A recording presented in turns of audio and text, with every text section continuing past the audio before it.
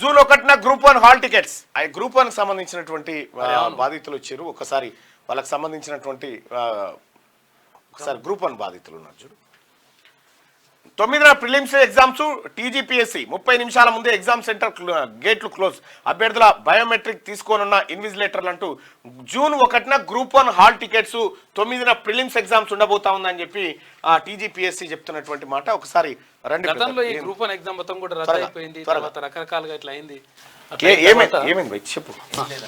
Elections duty వల్ల చాలా మంది ఉద్యోగస్తులు ప్రిపేర్ కాలేకపోయారు. ఎంపీ, ఎమ్మెల్యే, ఎమ్మెల్సీలో కూడా మనకు జూన్ 17 వరకు, జూన్ 7 వరకు కూడా మనకి కౌంటింగ్ ఉంది. ఈసీ కూడా మనకి చెప్పారు, ఎలక్షన్ కమిషన్ ఇచ్చింది అంటే టైం ఇవ్వండి, తర్వాత అంటే పోస్ట్ పోన్ చేయండి అని చెప్పేసి ఎలక్షన్ కమిషన్ చెప్పింది. ఎందుకంటే వీళ్ళకి అసలు యాక్చువల్ గా యూపీఎస్సీ కూడా అక్కడక్కడ కేంద్రంలో ఉన్నటువంటి జాతీయ స్థాయిలో నిర్వహించే యూపీఎస్సీ కూడా పోస్ట్ పోన్ చేసింది చాలా ఎగ్జామ్స్ ని. తర్వాత ఇంకోటి ఏంటంటే ఇక్కడ కర్ణాటక కానీ తర్వాత కొన్ని కర్ణాటక, ఆంధ్రప్రదేశ్, మధ్యప్రదేశ్, ఉత్తరప్రదేశ్, కేరళ ఈ రాష్ట్రాలన్నీ పోస్ట్ పోన్ చేశాయన్న.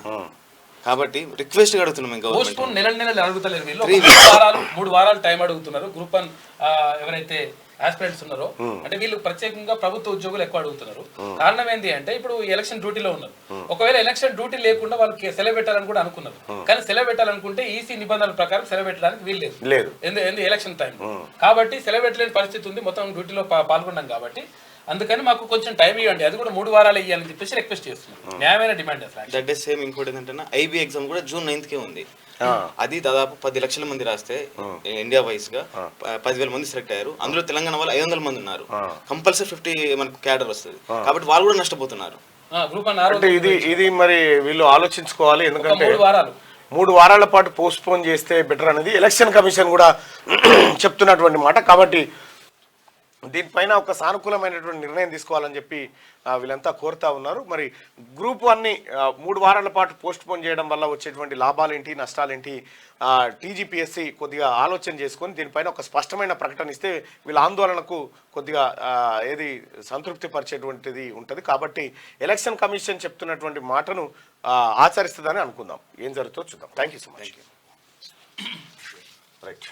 ఇక జూన్ 1న గ్రూప్ 1 హాల్ టికెట్స్, 9న ప్రిలిమ్స్ ఎగ్జామ్స్ టీజీపీఎస్సీ 30 నిమిషాల ముందే ఎగ్జామ్ సెంటర్ గేట్లు క్లోజ్, అభ్యర్థుల బయోమెట్రిక్ తీసుకోనున్న ఇన్విజిలేటర్లు అంటూ ఒక వార్త. గతంలో కేటీ రామారావు అండ్ గ్యాంగ్ నిర్వహించినటువంటి ఈ గ్రూప్ 1 ఏదైతే ఉందో మీ అందరికి తెలుసు కదా. గ్రూప్ 1 న్యూజిలాండ్ ఆయన వచ్చి వాట్సాప్లలో పేపర్ వెళ్ళిపోయింది, లీకేజీలు చేసి పోస్టులు అమ్ముకోవడం, ఈ వ్యవహారం అంతా ఉంది. తమ్ము లేదు, ఏమీ లేదు, మొత్తం ఆగమాగం ఉండే కేసీఆర్ పరిపాలనలో. ఇప్పుడు పకడ్బందీగా నిర్వహించాలనుకుంటున్నారు. దానికి ఉన్నటువంటి మేము నష్టపోతున్నామని అభ్యర్థులట్టు ఆవేదన. జస్ట్ కొంచెం టైం ఇవ్వమంటారు.